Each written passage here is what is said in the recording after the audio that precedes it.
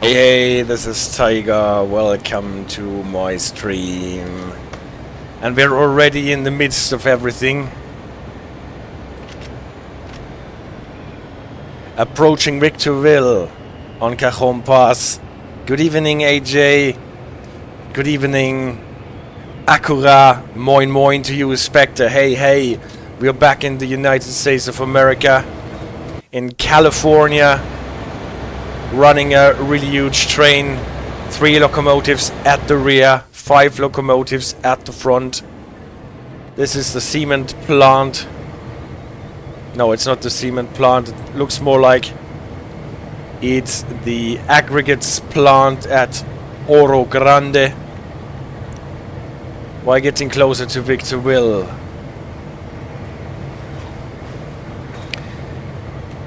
The CD Radar surprising start. Yes, there is a surprising start for a change. And what are we doing? We are doing an unboxing stream slash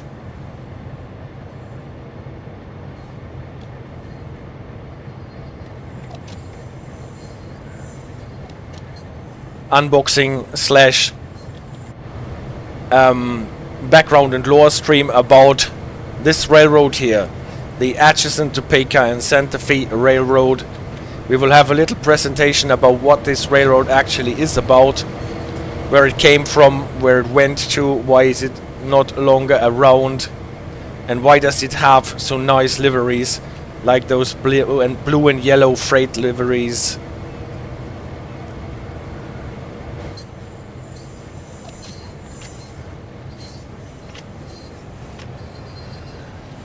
And I jumped into the game here from a safe game, so I'm not actually sure what signal we are approaching. Most probably it will be a restricting signal because I'm already so slow. Past Oro Grande, running towards Cajon Pass. There will be a restriction to 35 soon.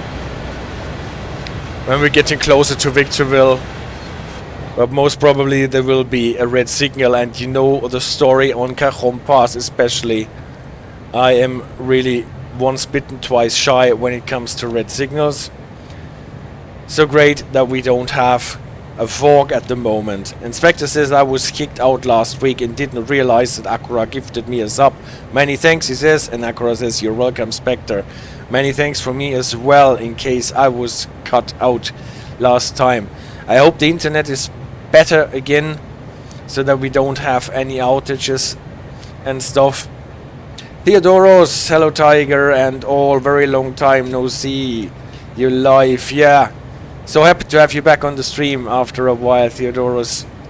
And we are back on Cajon Pass, and I remember that was the first time when I talked to you, when I was running down Cajon Pass and talking about emergency brake equipment on American freight trains. Today, hopefully, we will not get into a situation where we have to apply the emergency brakes.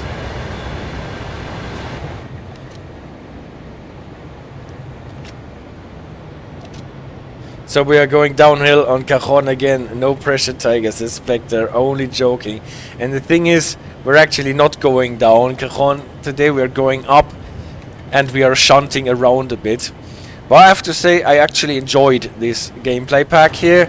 It is another debut by Hot Iron Simulations. A gameplay pack with locomotives that are already in the game.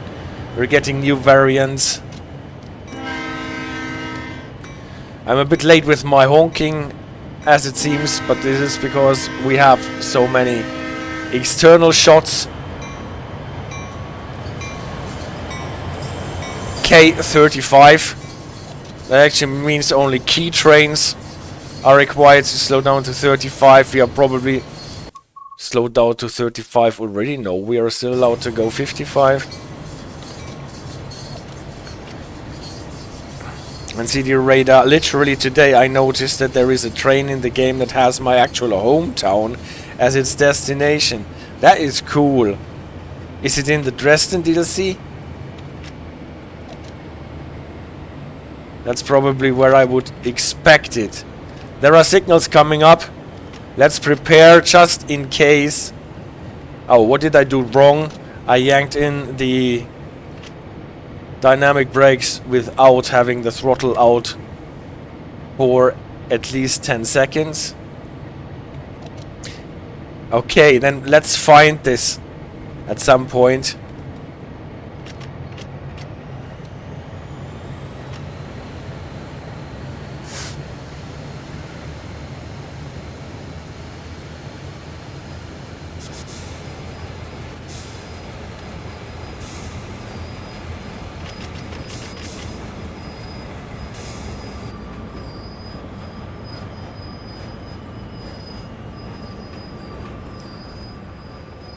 So it's actually red, our signal.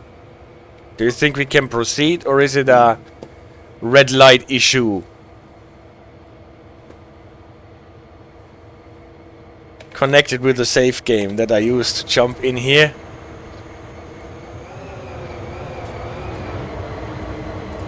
What was the speed marker telling us? Freight trains 45 announced. If the speed markers are like tilted by 45 degrees, then it is an announcement to a drop in speed limit or a rise in speed limit to 45. Let's see if the signal actually will change.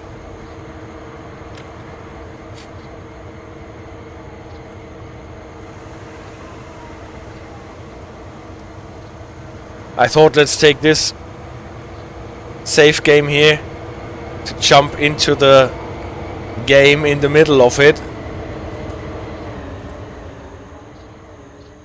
So that we can get a quick and satisfying start.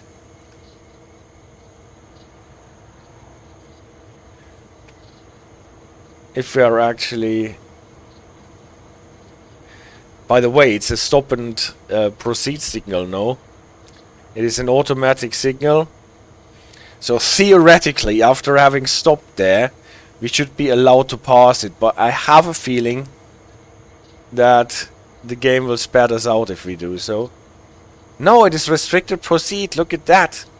Have we seen that before? But it's a signal for the opposite direction? I don't know. It's 3, 2, 4...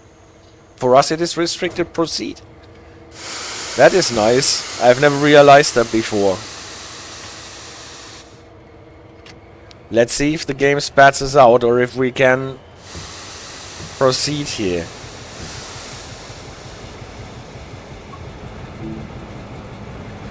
Dispatcher is telling us to wait for a signal to change.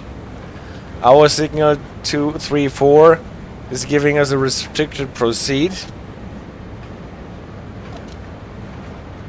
As a restricted proceed, we actually don't have to stop. In all cases, experiment. Will we get spatted out or can we go on? With restricted speed, we can go on. That's nice. First time I encountered this in the game. Yeah, Spectre, maybe you're right that the dispatcher may refer to the next one.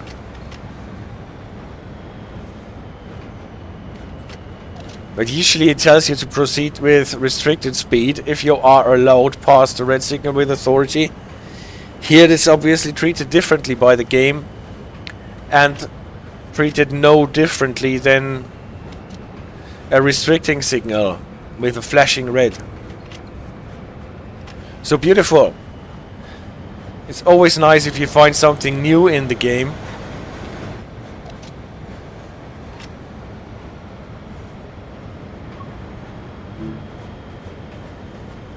Oh, denied. Your train appears to be off path. So the dispatcher does not seem to have kept up with their own signal, and we don't have No, we still have somewhere where we are supposed to arrive at. Let's see what happens if we actually get to Victorville. How heavy is the train? Seems very easy acceleration there. It is really a very easy acceleration, even though the train is super heavy. Look at that. It is a 12,000 plus ton train. Well, we have 8 SD40-2. We can also check. Yes, the banking com actually survived the safe game.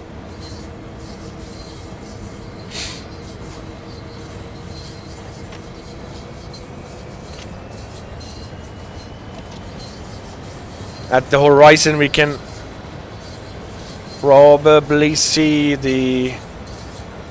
No, I don't know if that is the plant that we find in Victorville. So we're coming in from Barstow. SD320 16 suspect. Yes. It just calculated the 8 times SD40-2.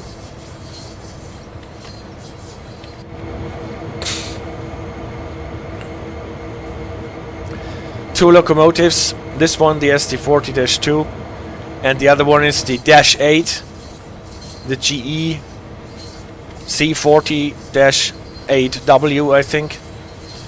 That we know from Sandpatch Grade. We did once one longish stream with the -8.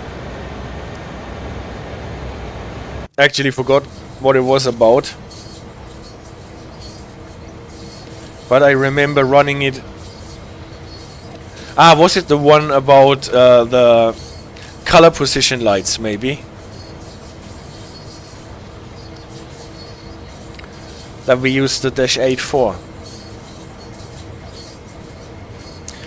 But this one had a Warbonnet livery and a Gull wing roof. We will see that soon. Okay. This is why we are going restricted proceed.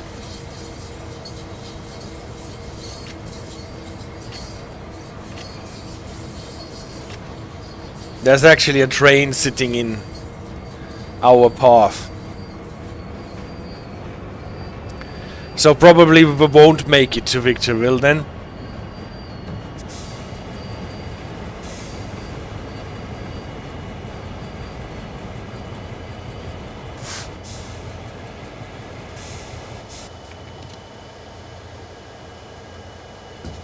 So, two takeaways. The game can proceed a stop and proceed signal, but the safe game can probably not proceed or process this congestions of train north of Victorville. This is this nice bend where you get a 35 limit, typically coming from the opposite direction at any rate. Those cars here I think are actually new, with those trailers on the flatbeds.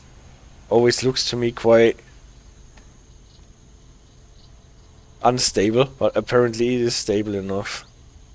Think so, with racing around Cumberland Yard. Yeah, that's it. The color position lights. So, this train here, wow, it's a Union Pacific train. It's always the Union Pacific who is congestion everything. Well then, let's leave it here, go back to the main menu. And while we are doing this, we can prepare for the presentation, because I actually made a presentation, even though it is only an unboxing stream. But if you are not so super deep in American railroad history, and this applies to me, for example, I'm not so super deep in American railroad history, then you might not know out of the top of your head what the ATSF railroad actually is or was, and why it is not around anymore, and where did it go, where did it come from. And this is what I wanted to visualize a bit in this presentation today. So trying to figure out everything. Can already see the presentation. Interesting. So I don't need to turn it on again. It was already turned on. This is the mainland part of the United States of America, courtesy to open street maps. And yeah, the railway that we are talking about, the railroad, Atchison, Topeka, and Santa Fe Railroad, is the name ATSF or AT&SF or just the Santa Fe. Where does it come from? What do those names mean? And for that, I actually just tried finding out where are those cities, where are the first tracks of this railroad, and what happened through time. And this is what we're doing now. Atchison and Topeka are two towns in Kansas, in the north eastern part, not so far away from Kansas City. And Santa Fe is a city in New Mexico, somewhat north of Albuquerque. And in the year 1859, the Atchison, Topeka, and Santa Fe Railroad was concessioned by Congress to build a railway from Atchison and Topeka to Santa Fe, and this is what they did. In 1873, they crossed the border to Colorado. In 1876, they reached Pueblo. From what you can read, it was actually quite difficult to get the funding for building the railway because there were not a lot of people who wanted to travel there, because there were not many settlers at the time, and so they actually had some difficulties getting the money together. The United Kingdom gave some money at the time, from what you can read, and invested in the railway. And then at some time they did not reach Santa Fe because they realized at the time that it is quite difficult to reach Santa Fe because of the hilly terrain, and so they reached a place called Lamy, what is not far away from Santa Fe, and it is not even a village. It is no town, no city, not a village, but something that I learned in preparation for this stream, and it is called a census-designed place, what is apparently some sort of an amassment of settlement in the middle of nowhere that is not incorporated as a village and nothing. And well, this is where the railroad ended at this time, and not to Santa Fe. After that, after they continued their railroad to go further on to a city called Deming, where they connect to the Southern Pacific. They also built a branch line, and in 1880 they actually reached Santa Fe with the branch line. Interesting enough that so Santa Fe was not the terminus of the railway in the beginning, but the terminus of a branch line. Nevertheless, it was called the Atchison, Topeka, and Santa Fe Railway, the ATSF. And it is actually a railroad that... Did I say railway here? Well, maybe it is railroad. It is sometimes confusing because in former times it was sometimes called railway and railroad. So please forgive me if I put it wrong here. At any rate, 1880 was also the time when they bought more tracks that got them through Arizona to the border with California at the place called Needles, by buying the Atlantic and Pacific Railroad, and later on to Los Angeles. What is interesting for us, because this is the part that we are running on the Cajon Pass route between San Bernardino and Barstow, and with Victorville and all the other cities in the middle of it. So this part, 1887 in Los Angeles, was part of the original core route of the AT&SF. They also enlarged their track to Chicago at the same time by building tracks from the Chicago and St. Louis Railroad. A bit later, 1891, they reached San Francisco, not by the way that we know via San Jose and then on the southern part of the bay, but coming from the north through Auckland, with a line that was later dubbed the Valley Division of the AT&SF Railroad. They also bought tracks and railroads that got them to Texas and the oil fields, Oklahoma City, Houston, Fort Worth here, and also in 1928 railway, Kansas City, Mexico, and Orion Railway, they got them to the border with Mexico. 1930 reached Presidio, and then it was possible to run trains over to Chihuahua in Mexico.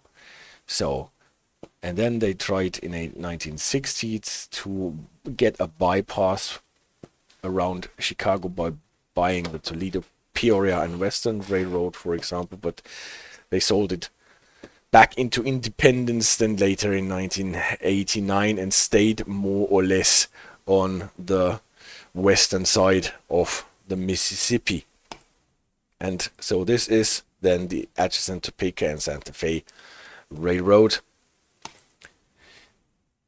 And for this railroad, we have in the game now, by this new DLCs, two locomotives. That is the C40-8W with the Warbonnet. That is the red cab with the silver livery on the locomotive, and this cigar band yellow thing on the nose. Similar Warbonnet livery, or quite close to it. The writing of Santa Fe is different here with Railway Roman type font, and here with the Santa Fe, what is, I don't know what this font is called. It's more or less the same font that McDonald's and Burger King are using in my dilettante's view of the world. At any rate, these rounded letters here on the Santa Fe locomotive. And this, the F7, is not in the new DLC. It was a standalone DLC at the time, when they sometimes brought out 3 locomotives in a batch that could be acquired independently. I think this is Trains in World 3 era, where they got the EMD F7 in this beautiful Warbonnet livery. And well, those are the locomotives that always give my heart smelting, because this is just so beautiful. The F7 with the stop nose, and then in this Warbonnet livery, beautiful. But not in the new DLC. New DLC has the -8 here in the Warbonnet livery, and the SD40-2 that we were just driving at the moment in the blue and yellow freight livery for ATSF. That was more or less the high time, and in the 1990s, this is what we are doing here in this DLC on Cajon Pass. In 1980, before we got to the 1990, the AT&SF almost stopped existing, and they wanted to merge with the Southern Pacific Railroad that more or less had this reddish area of activity. And they were so confident that the merger actually would happen that you can already see some locomotives being painted in a newly designed livery for the BNSF Railroad. But the ICC, the Interstate Commerce Commission, had different ideas and did not allow the merger to happen. So it did not actually happen, the merger. And the AT&SF Railroad stayed independent at the time and did not merge with Southern Pacific. But that was not the end of the story, because as you can see, not in the north and not in the east, there was a lot of activity for the ATSF. In the north, you had especially some railroads that were more or less linked together by a guy who was called James J. Hill.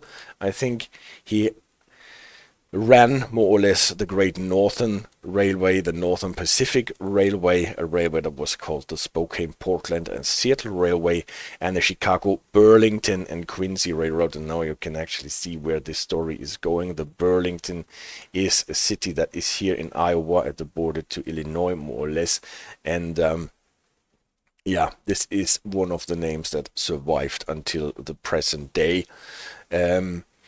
The Chicago, Burlington, and Quincy Railroad, sometimes called the Q, is the railroad that had those beautiful Zephyr trains that looked stainless steel, and also sometimes with locomotives that looked very much like the F7 with this Art Deco appearance, streamlined, beautiful. Those are the trains and locomotives that always, well, that always make me look at them and just gaze. Anyway, those four railroads were in 1970 merged together to the Burlington Northern Railroad, the BN, with the also very beautiful green and white liveries that we don't have in the game at all, but we should, in my opinion, because those are nice. We don't have a heritage livery collection for this part of the railroad history, I think. And now it gets more or less clear that here should be a merger that can work, and this is actually what happened in 1996, starting 1995. The AT&SF merged with the Burlington Northern to a railroad that we know now as the biggest freight railroad in the United States, the BNSF, the Burlington Northern Santa Fe Railroad. You can see where it is coming from. Burlington from the Chicago, Burlington, and Quincy Railroad, the Northern from the Great Northern and the Northern Pacific, and the Santa Fe is what survived from the ATSF. Now owned by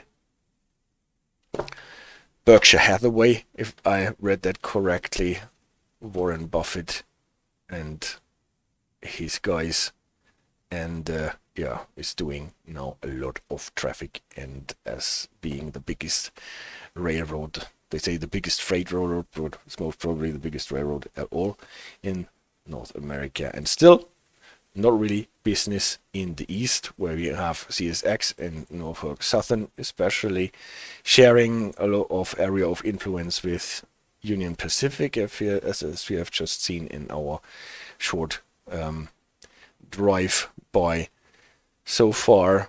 And well, we will see if the merger between Union Pacific and Norfolk Southern actually flies. Then probably this will change the picture a lot, because then there would be actually a one railroad that covers more or less the whole area of the United States. And but this is still to be seen if that is actually happening or not. The ICC won't stand in the way, because the ICC was abolished in 1996, so it cannot prohibit the merger anymore. But there is still another agency that has to, well, sanction that.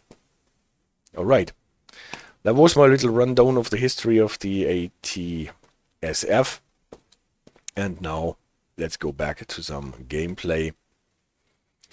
I think we should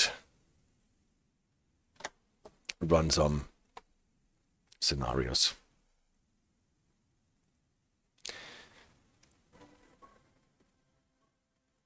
Let's have some sound back. Why do I not have sound? Why do I not have sound on my speakers?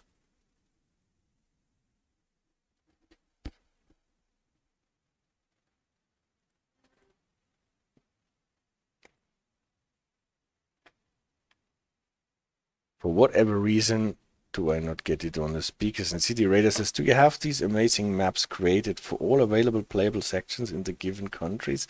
It would be useful for creating different hopping routes. Well, no, I just made them for this stream here, and I actually thought about how you can visualize these thingies, and I will still work on more well, ways how you can picture that stuff so that you can easily remember it. They are all private owned, aren't they? Because everything else would be socialism and something communism. Well, the freight routes are, to my knowledge, privately owned, yes. With the Canadian ones, I'm not entirely sure. Canadian can have some public interest in it.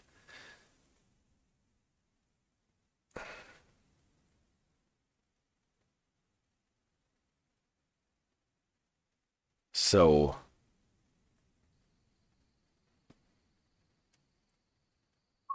Now I have sound back. That is great. So that worked.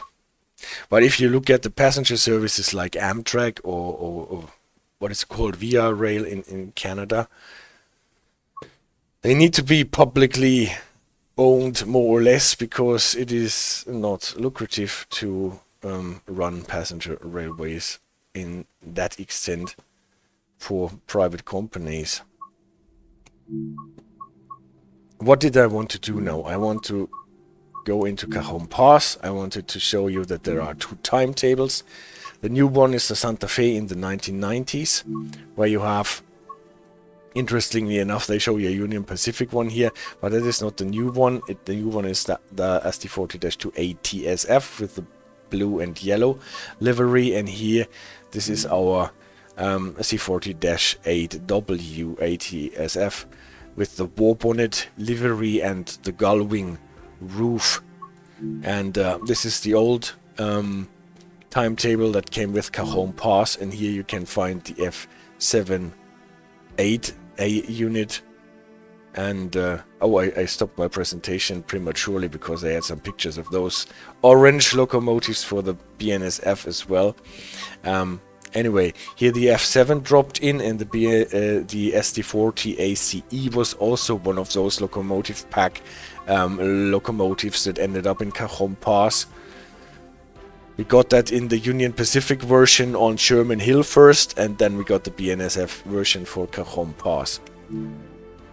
There is also a rail journey coming with the new DLC. In Cajon Pass you have a lot of journeys. Passing Grade is the normal one. Furious F7 is the one that comes with the EMD F7 DLC. Carry on Cajon is the one that comes with the BNSF ST70 ACE locomotive, and the Santa Fe All the Way is the one that comes with the new DLC. And the Theodorus has always wanted that C40 Warbonnet livery as a model train as a kid. Oh, cool. As a kid, I did not have the slightest idea of those locomotives. So, what did I want to do? Actually, I wanted to use the unexpected delays scenario with the, with a Dash 8. Let's get it started, and let's just punch it in our service marker.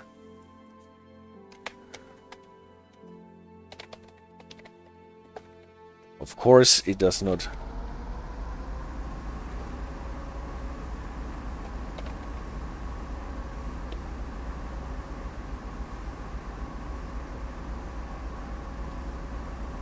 So, the dispatcher is talking to us. Due to prior track inspections, we are using altered routings. Train QNYLA is approaching. Once it is clear, you will cross over to operate via track 2 to Martinez. Set up the air brakes and get the train ready, and then wait for the other train to pass. And this is nice. We have to actually wait in the beginning here, and this allows me to get my service marker in the correct place.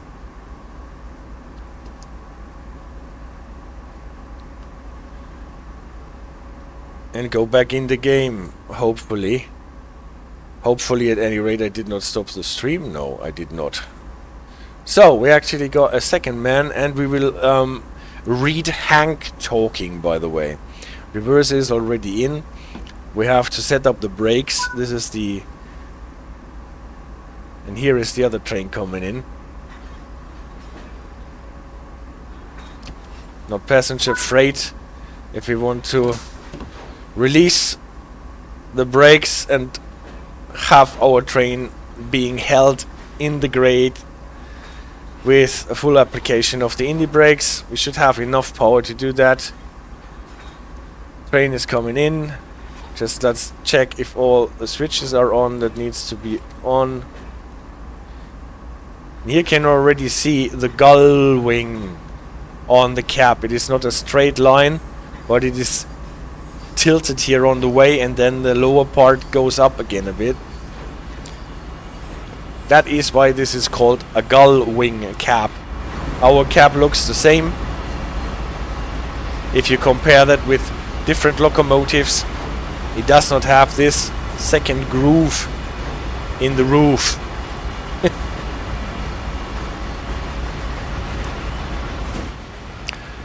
We need some lights.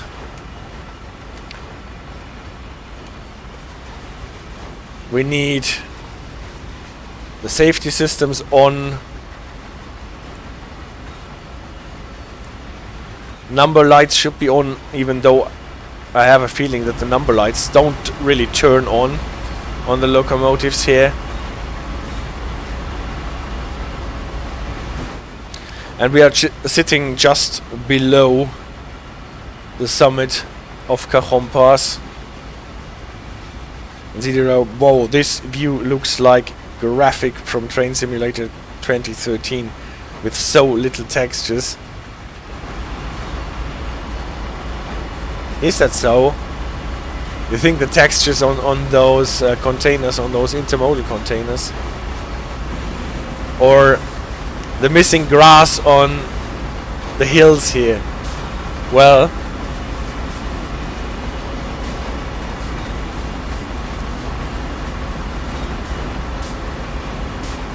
and CD Radar unexpected delays could be a headline for recent stream. That is true, even though I have to admit those were almost expected delays.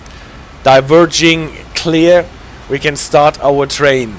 Performing a hill start, get the reverser into forward, and then build up some power. Gradually release.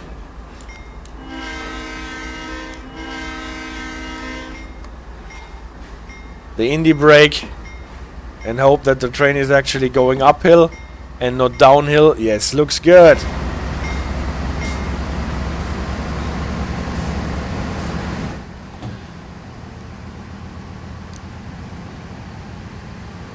So we have to go across the switch because we get the diverging clear. BNSF is using a route signaling, not speed signaling. Yeah, this is this interesting thing where we have a 30 limit on the track and a 50 limit on the switch. What is quite unusual that the switch limit is actually faster or higher than the line speed limit.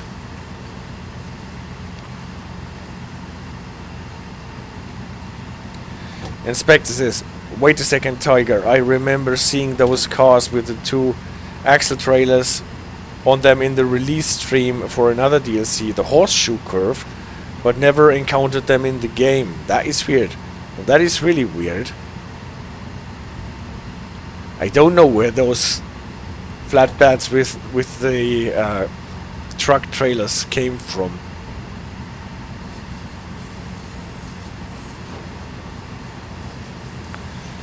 But now, as you say it, I don't remember seeing them in the release article.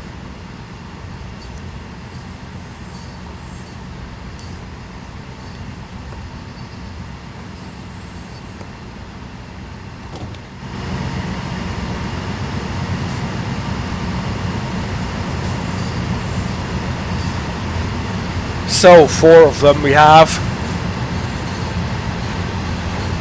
And our whole train is coming with us.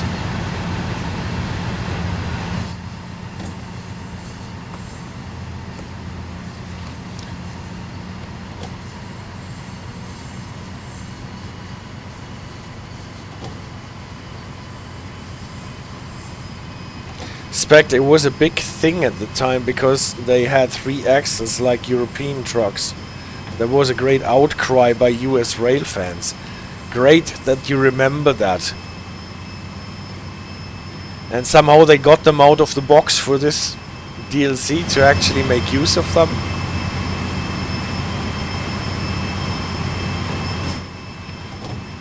So I think I read that they created 3 new cars for this DLC and 2, or at least 2 rebranded ones. Existing cars with a new livery, but they are all of the cement hopper and covered hopper variety, I think, and one auto part box car.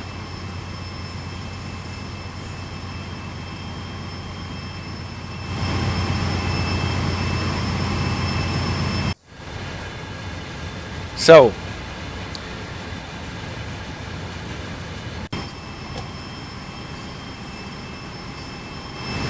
the end of train device is actually ahead of its time because it is already in BNSF orange.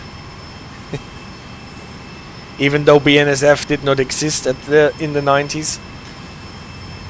Limit of 40 incoming.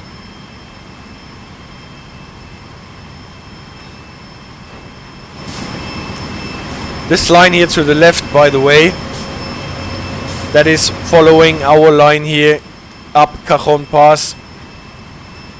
You will realize that it is turning to the left at some point around Martinez. Have a guess where it leads to, because that is actually quite interesting. I did not find it out before, like yesterday, when I checked it out on the map where this track is going after it turns to the left. And it goes to a different DLC that we know from the Los Angeles area. Palmdale Cutoff. Spectre, you are just too well informed for being Santa Claus house, asks CD Radar. Well, I think Spectre is more accurate on this particular question. It actually goes to Palmdale, and Palmdale is the penultimate station in the Antelope Valley Rail DLC. The Antelope Valley line goes to Lancaster, and before you get to Lancaster you go to Palmdale, and this is actually going through the desert to Palmdale and eventually to Lancaster. You cannot really go back to LA because there is, from what I've seen, no track that allows you to go left at Palmdale. But that would be super. That would be like a circle that you can go in 4 DLCs if we got a DLC that gives us this line back to Palmdale.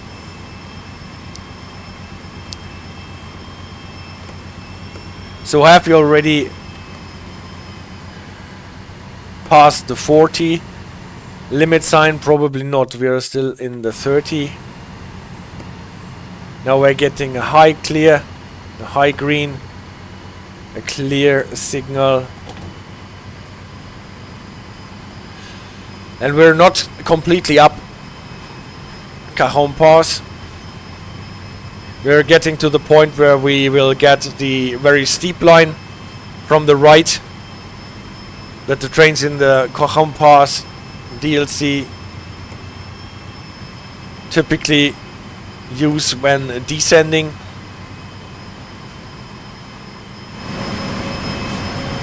Here we can see it coming up. And this will join with our line before we are completely up.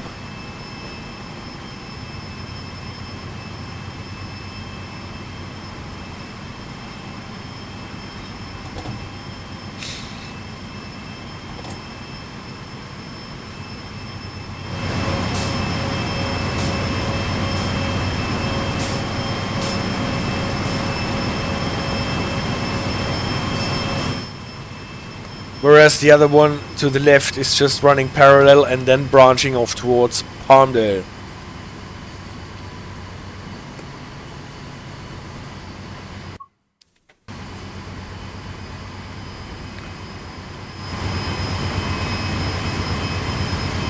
There's one train going down and another one coming on the opposite direction.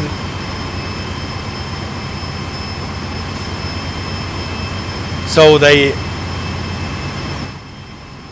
think they made a great timetable, a nice timetable. It is a bit limited in terms of power because we only get those 2 different locomotives here. But it makes a lot of sense from what I've seen. And now all 3 lines are actually used.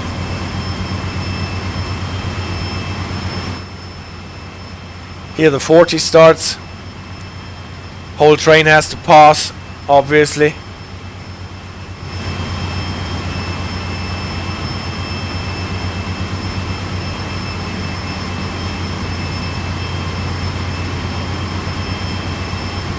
Here's the last connection between the line that goes to Palmdale and City Radar. Well, I've already started the topic of Christmas. Who actually gives out gifts in Germany? That is regionally extremely disputed. Inspector says nice. Looks busier than Cajon Pass originally. Yeah, that's true. The thing is, it takes forever to run all those trains because it's really a huge DLC. And what is really nice in this DLC, oh no, we're getting an approach medium that tells us to approach the next signal with 40. Limit increases to 45 at this point.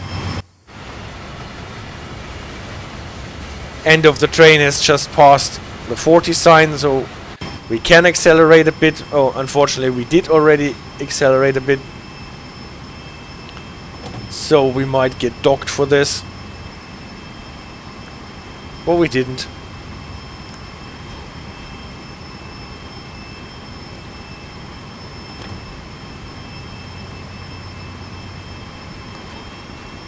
So the flashing yellow that we typically use or know as an advanced approach is used in the same way as the signal before we get to an approach signal, but it is called an approach medium signal for what reason ever. And it tells you to approach the next signal with 40. And now we're actually on the path. Or over it already. And the limit increases to an even higher speed. 50. But we got a signal that ordered us to prepare to stop at the next signal, an approach signal, yellow over red, and that at the same time orders us to slow down to 30. Unless we are run by IETMS, then we could go 40. But we're not, since IETMS is not in the game yet.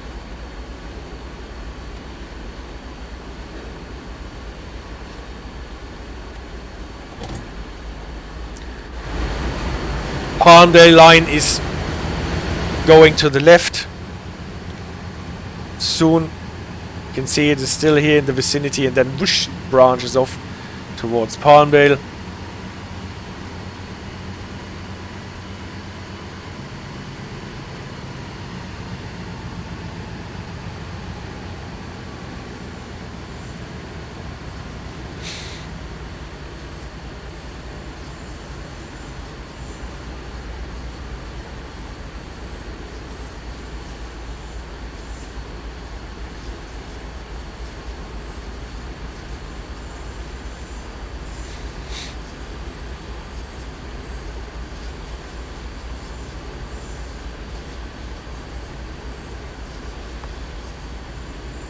So, and now approaching the possibly red signal.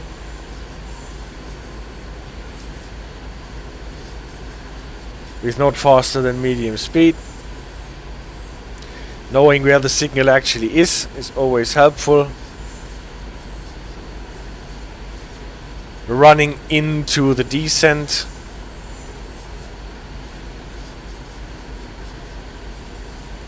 Requires to make sure that the train does not run away.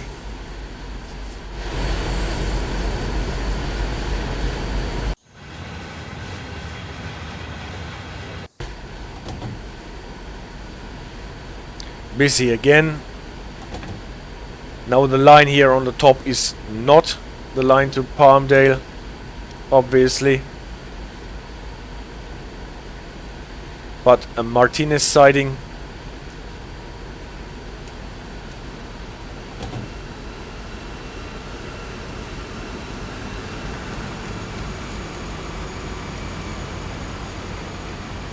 They use those cars a lot, right?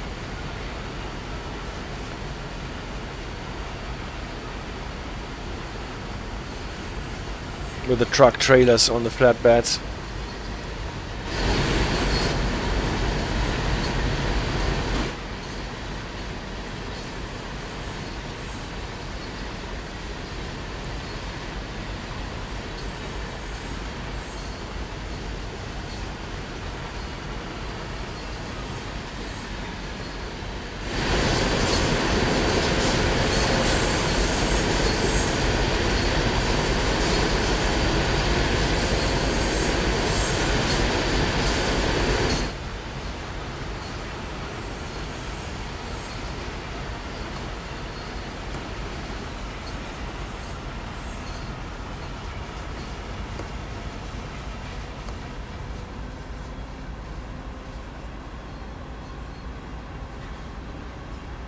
Now we're actually a bit slow.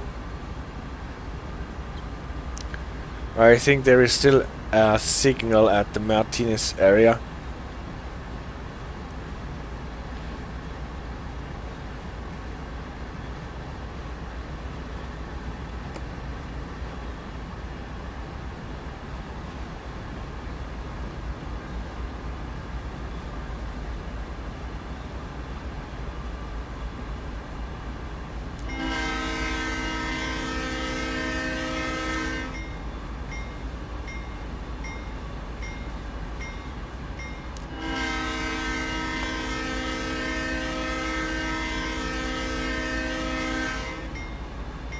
Where the heck is the level crossing here, by the way? That was announced before. Limit will increase.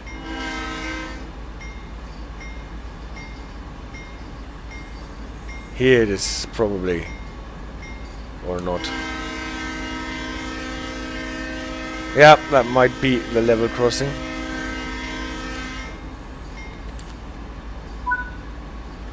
Oh oh.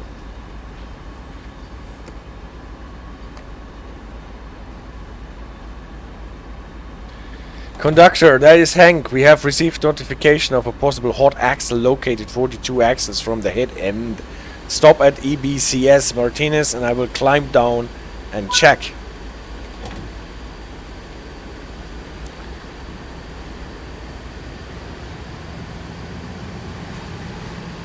And while we had been distracted, our train picked up so much speed that we actually went faster than the 30 miles that we are allowed to go when approaching a red signal.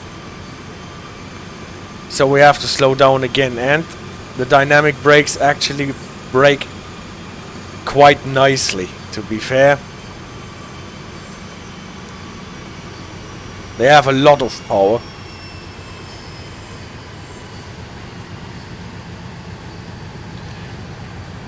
Especially if you have 4 of those locomotives at the front.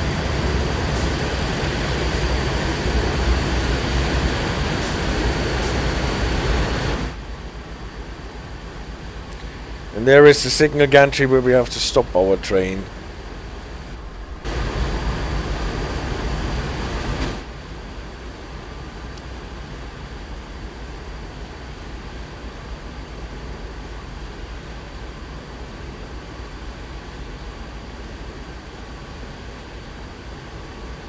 So somehow the dispatcher knew in advance that we will have a hot box detected.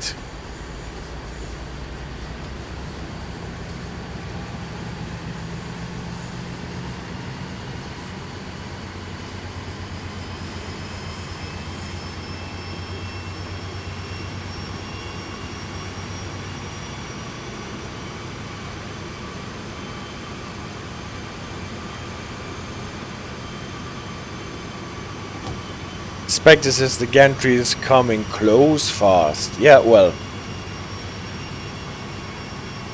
We're only at 10 miles.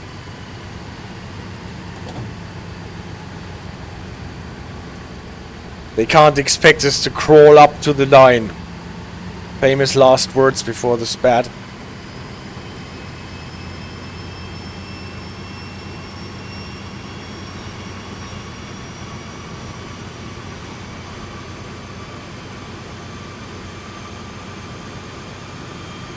So, as you can see, the dynamic brakes typically don't stop the train, but they slow the train down quite a bit.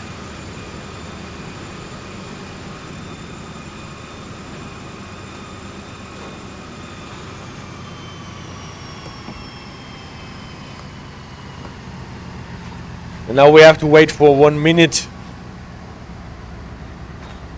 while Hank is investigating the axles. He jumped down, runs back, and counts 42 axles from the start. Where might it be? Do the axles on the locomotive count as well? That will be 4 times 6 axles. 24, 25, 26, 27, 28, 32, 36, 40. That will be my 42nd. Wait for 1 meter, says CD Radar. Yeah, that is really clever. So we wait for 1 meter. Hank, we are going to need to set out the cement hopper, which is the 5th car in our consist. We will make the set out at Martinez siding, then recouple to our train. 1, 2, 3, 4. Actually, this is the one that he identified. Uncouple 45 vehicles. So 1, 2, 3, 4, 5. That one stays. So this is what is to be uncoupled, no? Well, if we have to uncouple, then we probably have to make a full brake application. So that the trains don't, the cars don't run away. And then uncouple, my friend, and climb on your ladder. And now we have to obviously move the train forward. Wouldn't they wait in freedom units? And Spectre says axle rose. Yeah, I hope it did not rise, the axle. Good. We're getting an approach. That means we can at least pass this signal here to the front. Indie brake is holding us, so we can release the train brake on our locomotives and the first 5 cars. Now we need to be careful because we are a bit overpowered for those 5 cars that we have to pull along. But nevertheless, this is what we have to do.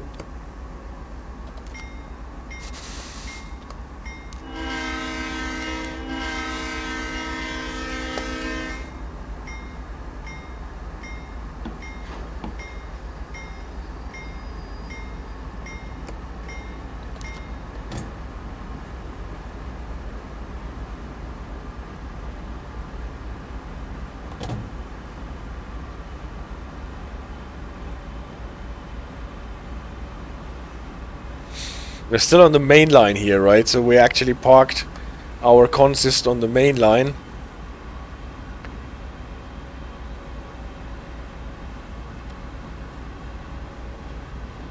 So let's wait for the 10 seconds to pass before we yank in.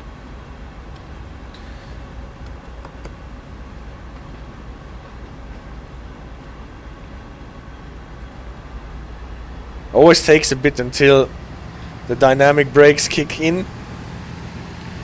But if they kick in hard. But too late!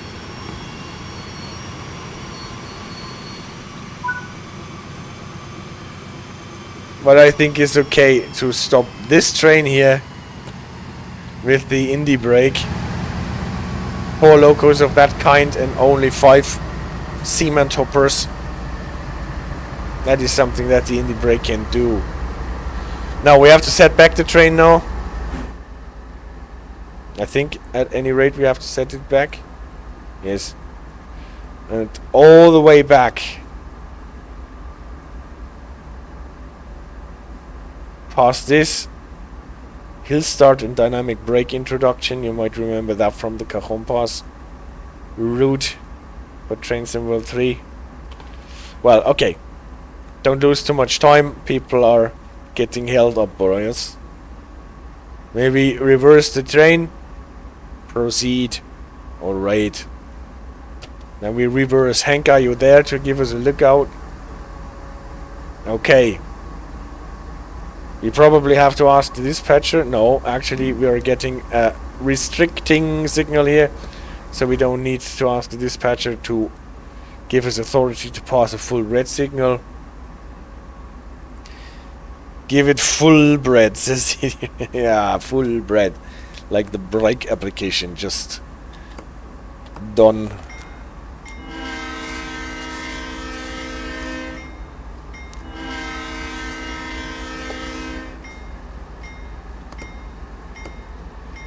Now we're going backwards and uphill again.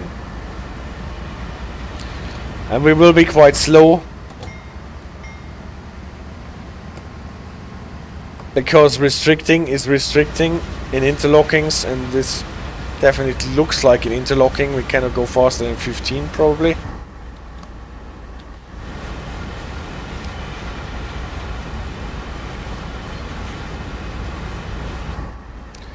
And reversing is always a difficult thing. Good thing we have Hank sitting at the rear.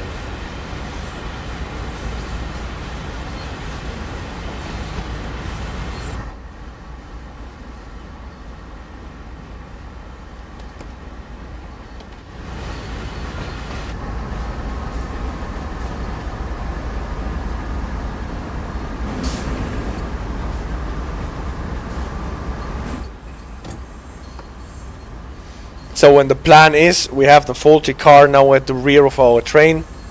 We took it away from the rest of the train. Now we're getting the faulty car here. Leave it here. Get back to where we just started from. And then reverse the train back to the rest of our train. So that we can couple it up again. And then we got rid of the 5th car in the middle. Left it at the siding here. Blocked the main line for a considerable period of time.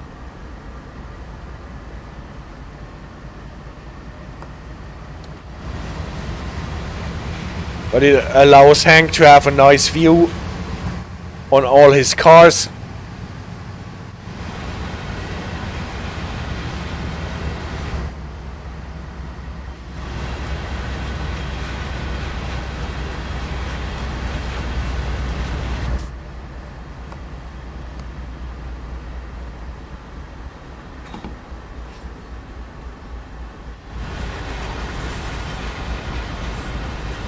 Bit of a typo, huh? Martinez siding. I think it should be Martinez siding.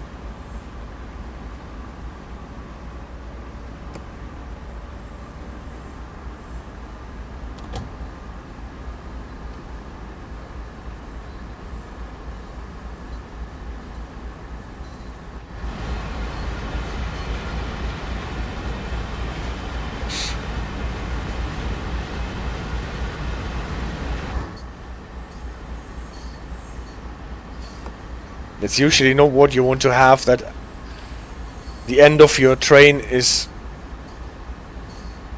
overtaking you seemingly. But on the other hand, you can inspect all the cars in your train from your loco without having to leave your cab.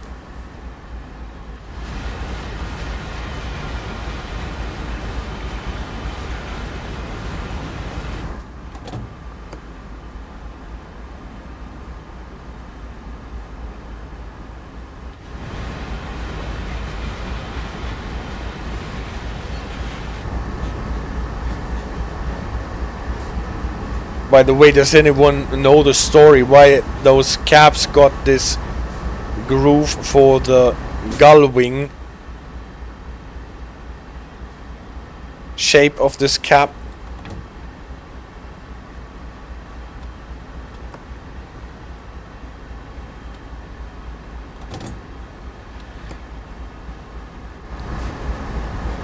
From what you can read on the net, this is because one customer of the Santa Fe used some coal tipple or coal loaders that, when moved out of the way, were still a bit in the way for the normal roofs, and they always crashed the roofs at this part. And instead of talking to the customer and risking to lose the customer, apparently the AT&SF decided to move their roofs out of the way so that the customer did not have to move those parts of the coal loaders.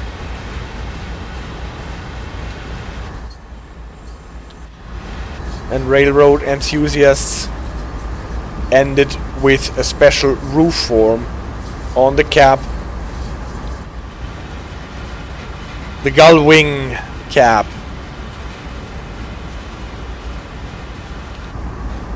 Mimicking the form of the wings of a gull that have this tilt upwards at the end. Like in, there are also some cars, right? Where the doors open to the top, and when they are open they look like gull wings.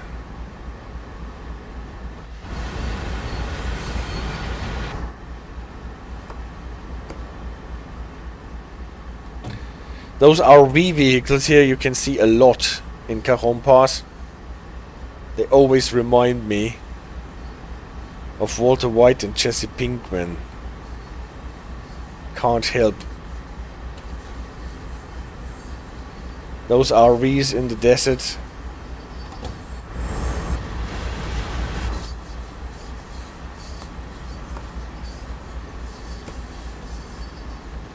CD Radar roof bus. The Mercedes-Benz SL300 Spectre is one of the cars with the gull wings.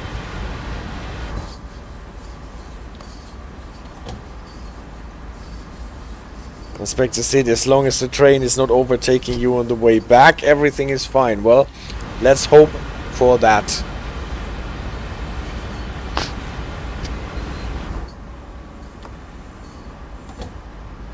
And Acura says, das volles Rohr crashing into something refer to a full pumped up brake pipe like on a train.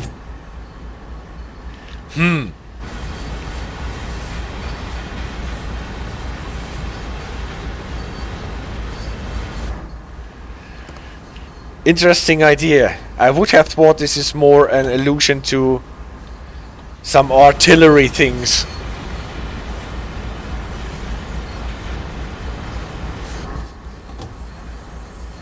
Like putting so much powder underneath the projectile that it is volles Rohr.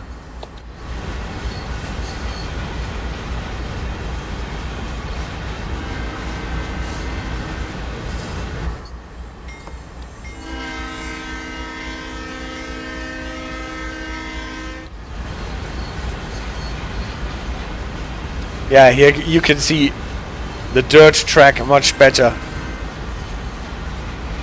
What the level crossing is for.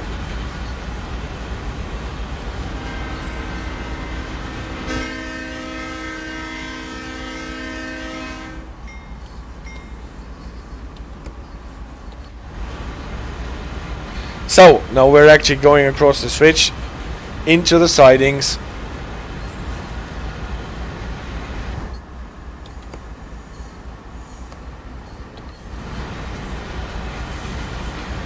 Passing this derail sign that is typically only a problem if you want to go out of the siding and you see the D on the derail sign, then you have to be careful.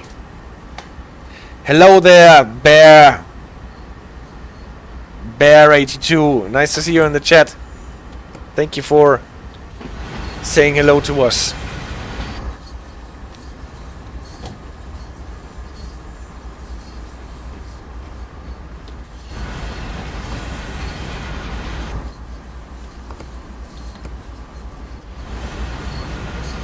So Hank, are we still there?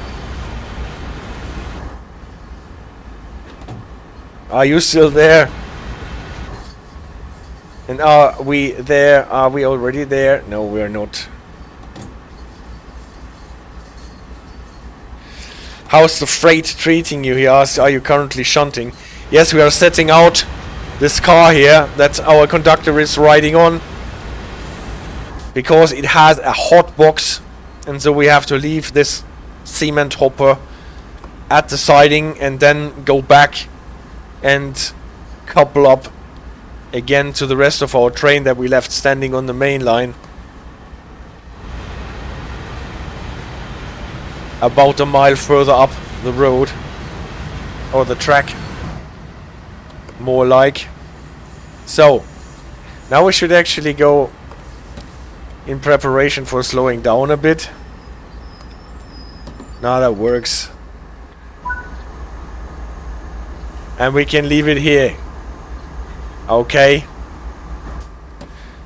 Full application so that we set out the train with an empty brake pipe. This is the scenario on Cajon from the new gameplay pack, Hot Iron Simulations ATSF on Cajon Pass. New timetable from the 90s and like 5 or 6 new scenarios. And this is one of them. I actually like the scenarios that came with this DLC, with this gameplay pack. So, you broken hopper, you can stay here and wish that you hadn't been so silly. Spectre Hotbox sounds like a new fast food concept. Well, the most infamous hotbox that we heard about in the past few years probably was the hotbox that caused the derailment in what was it called, East Palestine.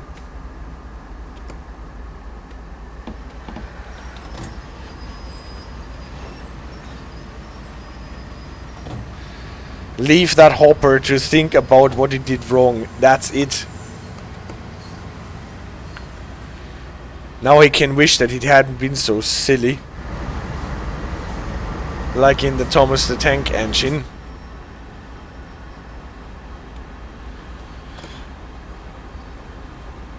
Now careful, because now we have to go out, not passing this derail sign, but the derail sign behind the switch. If we can read the D, then we should stop, otherwise we can actually derail to protect us from running into the main line, but you can see it is flipped around. We can pass it.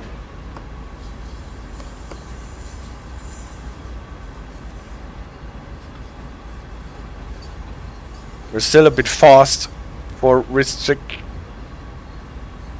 speed in the interlockings. Should probably drop to 15.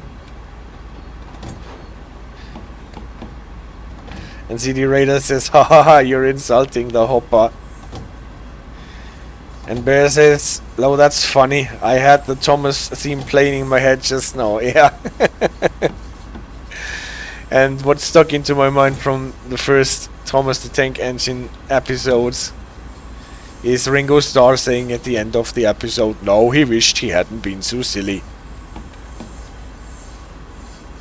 When the engine got walled in a tunnel or put away in the shed. Another train with the SD40-2s from the opposite direction should dim the light, even though we are in the siding here. Oops, don't need auxiliary. Well, you can see the radar what this hopper is causing, what trouble this single hopper is causing. just because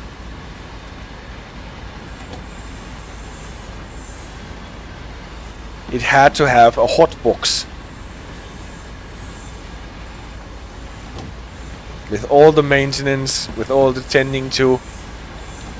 He had to develop a hot box.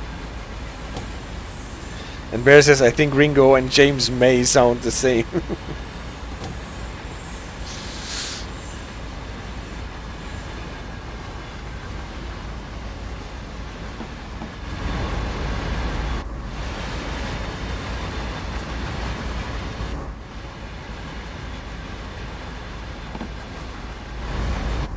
But look, Hank quickly put the end of train device at the end of our fourth hopper. Great confusion and delays, Spectre, yo. He should have left it at the end of the train here. And what is a bit sad actually is that we have an end of train device here. One that comes back through a time machine because it is already in BNSF orange.